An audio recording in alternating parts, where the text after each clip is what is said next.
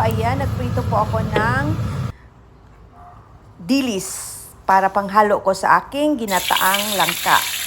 Ayan po, bago ang lahat, nagigisa po ako ng garlic, onion, ginger. Ayan po, ginigisa ko po muna dyan. And for today's video guys, ipapakita ko sa inyo ngayon kung papaano ko lulutuin ang aking ginataang langka. Or in English, unripe jackfruit with coconut milk. Ayan po. Nagisa muna ako ng bawang, sibuyas, loya, at sili of course. Kasi mas masarap, madagdagan ang sarap pag may kunting anghang po. Ayan. Bago po lahat guys, bino-boiled ko po muna yung aking langka. Pinapakuluan ko muna yung langka ko bago ko siya igigisa. Kasi para sa akin, para mawala yung pakla niya ng langka. Ayan po, ilalagay ko na ang aking langka na pinapakuluan ko muna. Try nyo guys gawin. Pakuluan nyo muna yung langka bago nyo igigisa. Yung iba naman, yung hinahalo nila sa langka is yung pag may paa ng baboy sila, yung pig feet, yun nilalagay nila. At yung iba, pork belly, yun, yung panghalo nila.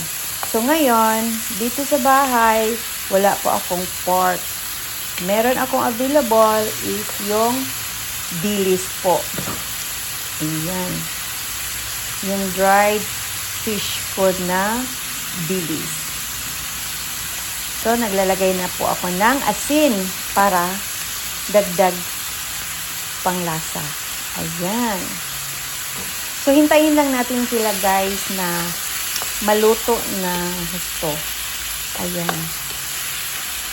Gigisa ko muna siya ng maayos. Ayan.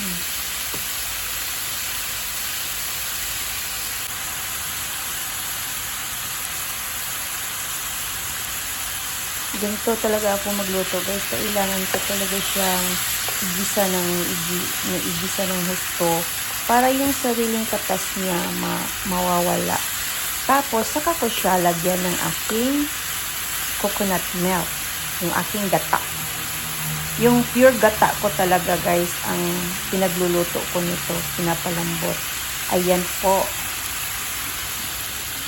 Yan, naghalo na ako ng coconut milk. Pure po yan guys. Pure coconut milk po yan. Yung pure gata po yan. Walang halong tubig. Kasi parang sarap.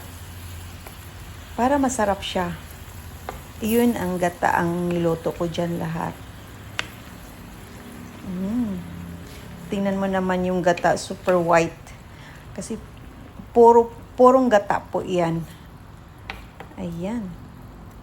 So, hintayin lang natin siya guys na lumambot. Kasi mas masarap ang langka pag super lambot talaga. Nagki-crave talaga ako guys. Nagugutom ako. So, ganyan lang po guys ang pagluto ng langka para sa akin.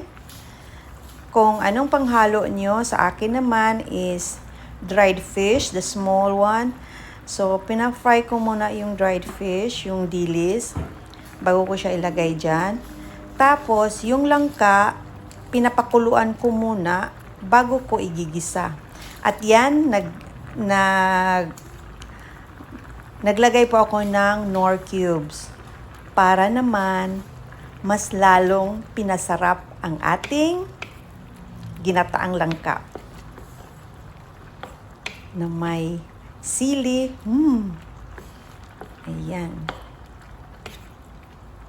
Promise guys, napakasarap.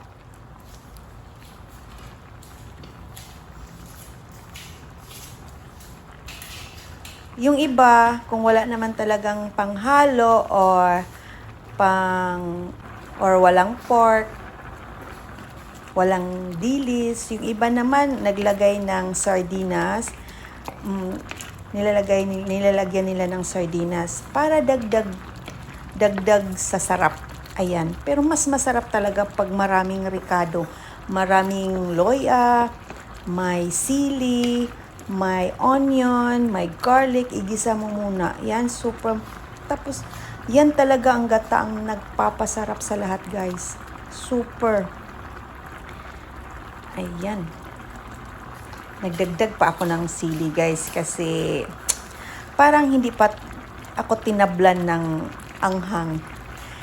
Optional lang yan, guys. Pag gusto mong maanghang, pag yung niloto mo ay super anghang, ayun, magdagdag kayo.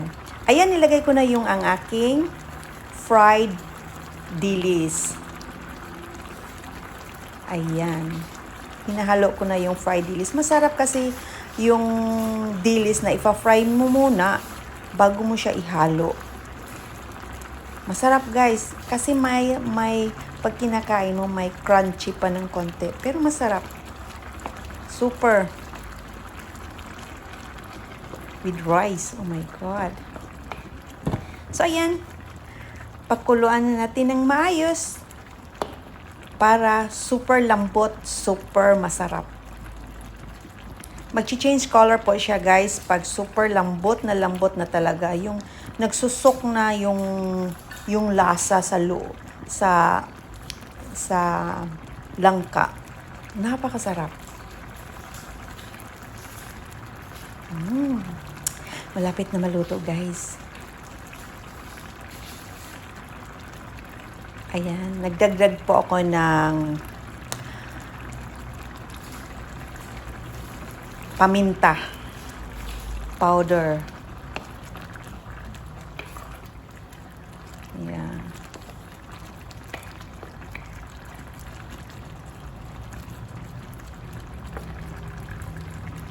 Ayan. Mas mabango. Super. Ayan na, guys. Yung aking ginataang langka with fried dilis. Wow! Super sarap. Taob ang kanin natin dyan. Salamat sa pag-watch. Thank you.